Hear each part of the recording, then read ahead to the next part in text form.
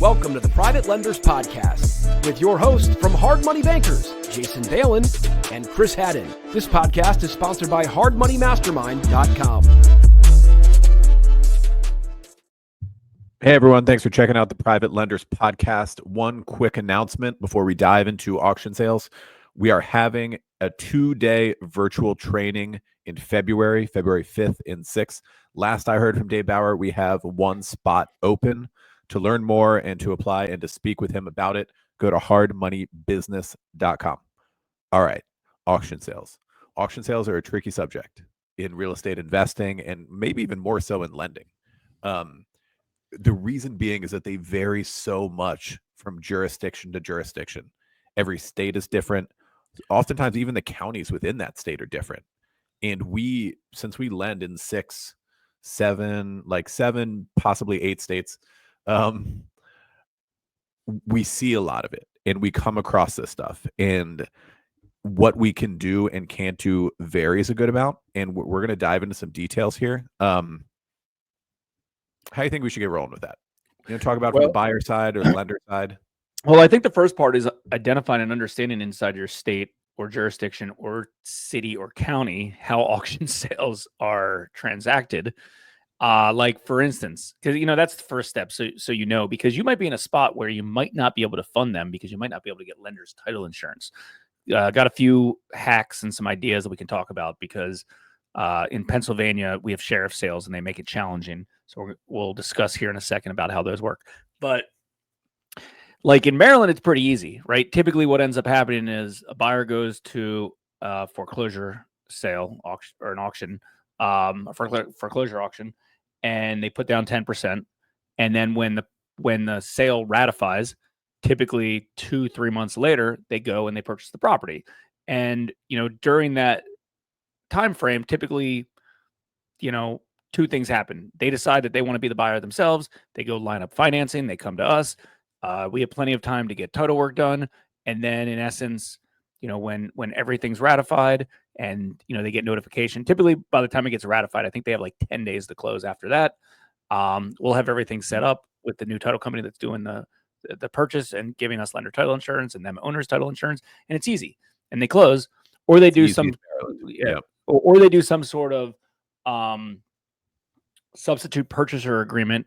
And then they wholesale the property to somebody else. And in essence, they petition the court to substitute the purchaser from them to the next person. And that's a common way that a lot of wholesalers do stuff here in Maryland. And there's some states similar to that. So Maryland, for instance, is an easy setup.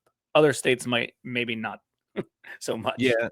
If you're in the Northeast and you're dealing with sheriff sales, there are some more steps in the process. And in those situations, because we deal with that in Pennsylvania and New Jersey and in Delaware, because we lend in all those markets. I'm sure there's some other ones where foreclosures are run by the sheriffs. But in my experience, it adds to the time frame. It adds to the complexity a little bit. It adds these are government offices. They are not really operating on a business-like time frame. Like they don't care that, they don't care that you've won this property at auction and you're trying to get it ratified or recorded or whatever it means, or your sheriff's deed on record so that you can take ownership of the property and start doing your deal. They don't care at all. And so that's what, as a lender, since obviously our audience is focused on lenders, it makes a lot of sense to make friends in the jurisdictions where you lend with people who buy at auction, right? Hopefully they're still doing in-person auctions either on the courthouse steps or at the actual property, because then you can just walk up there and chat with people, make a few friends, be like, how does this work? Like, I'm a lender. I don't know if I'm going to play in this space or not. Tell me about it from your end. Can I buy you lunch or something? Right. Hopefully they're still in person like that. 1 or 2 of our jurisdictions have gone to online auctions, and I have not seen that perform well. You would think it would bring more buyers. It appears to bring less, but that's kind of aside, not the point exactly right now, but, there's also some of our markets we lend in where most title companies don't want to mess with sheriff sales.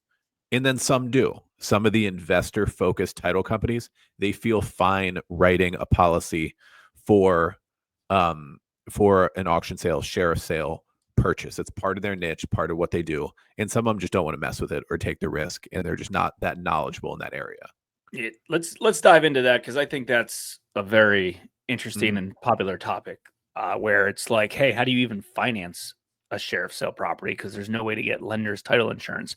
Well, that could be true the majority of the time, but there are instances where potentially you could creatively structure your deal where you're still safe. So typically what happens, and I'd say there's like three options. So let's say somebody calls me and they're in Pennsylvania, right? Because if they're in Maryland, we don't have sheriff's sales, but they're in Pennsylvania. And hey, I'm buying this property, or I'm looking to bid a property on an auction sale. Can you finance it? So the answer is it really depends. So option one is potentially try to get the title company to issue you lender's title insurance based on the date that you fund the loan, not necessarily the date that you record the deed of trust or the date that the deed is recorded, because you don't want that. They'll do it based off that, because that's going to be in the future. But your risk is the day that you're funding. You need to make sure that you have valid title insurance from that day through the gap of when they actually put everything on record. I guess Pennsylvania is a mortgage, not a deed of trust. But anyways, and that's where it's tricky. And there are some title companies that are. I mean, we've done a few handful of these deals like this. It doesn't happen all the time, but typically if the borrower is sophisticated and they have relationships with the title company will end up taking the risk, and they can reduce some of their risk by just doing some of the legwork ahead of time, right? They can pull an abstract, they can pull title. They might not be able to get that title to be completely free, risk free, but then that's where they come in and they take the risk on that of say, oh yeah, so it looks like this foreclosure deed is going to get recorded properly, so I don't have risk there. There's no municipality liens. There's no open water bills. There's no this or that. There's no other encumbrances. Like, chances are, like, we can be okay with this, and they might be okay with that. But a lot of this has to be aligned with the right buyer and the right title company that's willing to take the risk. Now, if they pull the abstract and there's like a whole crap shoot of stuff, they're like, I don't know, this is going to be too risky. They probably won't, but I'll tell you, because we've done it. There's been, and keep in mind, the title companies are typically localized title companies that know that particular jurisdiction, so they can make an educated decision. It's not like a nationwide title company. They'll never do that. It's somebody right there locally. Now, obviously, you need to make sure you vet that title company and you do proper due diligence, separate topic, to make sure there's no fraud involved in that. But there are title companies that potentially could do that. So that's one thing, right? The other way to do it is you do some of the due diligence yourself and say, hey, I'm gonna get an abstract and I'm gonna make an educated guess that I'm comfortable lending on this particular property without lender's title insurance. Certainly wouldn't recommend doing that. The only way something like that could potentially work is if you're using like cross collateral and you have other collateral as well. So I'll give you an example of like a deal that might make sense to do that, where you can get creative on. Borrower calls you, I'm just going to use easy numbers. They're buying this auction property for $100,000. They want to get some money out of you from it. Maybe they want to get like $50,000 from you, and they'll put up the other 50, right? Something like that. And they have a property worth, I don't know, $100,000. And they want to cross and they'll cross collateralize that. Yeah, you could always just do a cash out refinance and give them the cash, or you could do whatever. But let's say, maybe the numbers are a little bit tight. They're close, but they're a little tight. And it's like, hey, they need 50 from me. I'm only really comfortable giving them 40, but why don't I give them 50? And then I'm going to also put a lien against the auction property. I'm not going to have lender's title insurance on that, but I am going to try to collateralize that thing. And I'll take the risk, and it's a small risk. And the subject property itself, which is the cross collateral, in essence, I should be able to be made whole by that property alone. So it's a small risk. And then you can even get creative and say, hey, listen, I'm going to put a lien against this property, and then and I'm going to cross collateralize the auction property. And if you can get me clean title on the auction property, let's call it 2-3 weeks later, I'll release the lien on the cross collateral, and I'll just have the lien against the auction property, right? Because now I'll have clean lender's title insurance, and I'm comfortable doing it. So it's a little bit advanced and it's a little bit complicated and creative, but it can certainly be done. by doing that, a lot of these guys that are big auction buyers, like they don't want to keep their cash tied up for long periods of time. They'll be like, hey, listen, that you're not gonna be able to get we're not gonna get lender's title insurance on this piece of property. Buy this thing in cash, and it's only gonna take 2 weeks. Hit me up in 2 weeks, and I'll give you a cash out refinance to recoup your cash, or to recoup a portion of your cash, and then we're good. And I get lender's title insurance. One other real quick tip related to talking to a title company to see if they will offer lender's title insurance. And usually, if they do, this isn't like their first time they've ever done it. They're just used to working with auction buyers, right? So you can always ask auction buyers in your area, in this case, like, hey, who have you used? Have you been able to offer lender's title insurance? Lender's title insurance typically is the least amount of risk for the title company. Owner's title insurance obviously is a lot more risk. And the reason being is lender's title insurance doesn't really need to come in unless the loan is in default, and the lender could potentially take a hit, right? So like, if the borrower performs perfectly, the lender, even if there's a title defect or some sort of title issue that hurts the lender, the lender's number one, won't know about it at that point or care about it at that point, as long as the borrower is making the payments. If the borrower pays the loan off, then there will never be a claim for the lender's title insurance policy. So there is a little bit less risk to the title company related to that. So just things to think about. One other thing I was thinking about when you were going through that is, can we, and also auction buyers, can we typically have access to a property before they take ownership? Can we get in there as a lender? Can they get in there as a buyer? How does that work? Yeah, I mean, that's a good question. And I mean, I guess it depends on how aggressive the buyer who's purchasing the property is. I mean, I'm sure the contract says you can't access it. You're trespassing. But you don't own it yet. But I'm also pretty certain that a lot of real estate investors will do what they can in order to try to put their eyes on that property. Maybe before it even goes to auction sale, they try to do cash for keys for the buyer or for the seller, right? So they might knock on the door, or maybe they're peeping their heads through windows. So and you never know. There's good negotiators and good. Could be vacant, could be tenant occupied, which makes it even more hairy. Yeah, so you never know. So the answer to that is it's unknown. Some you do, some you don't.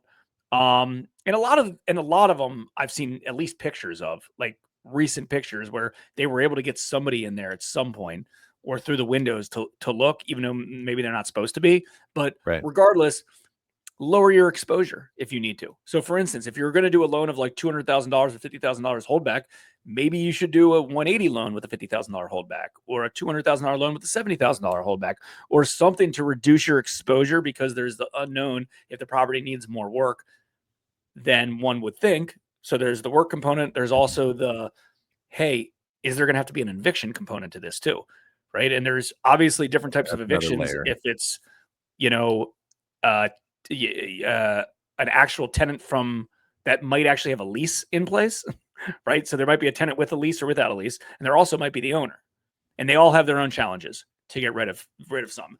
And we have lent on properties before to real estate investors that have purchased auction properties with occupants in them, and it is certainly not ideal.